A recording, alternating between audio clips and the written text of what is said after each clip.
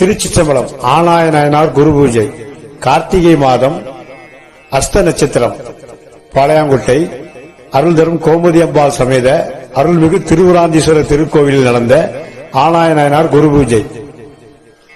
முன்னின்ற மழவிடை மேல் முதல்வனார் எப்பொழுதும் சென்னின்ற மன பெரியோ திருக்குழல் வாசனை கேட்க இன்னின்ற நிலையே நம் பாலனை வாயன அவரும் அந்நின்ற நிலை பெயர்ப்பார் ஐய திருமருங்கனைந்தார்.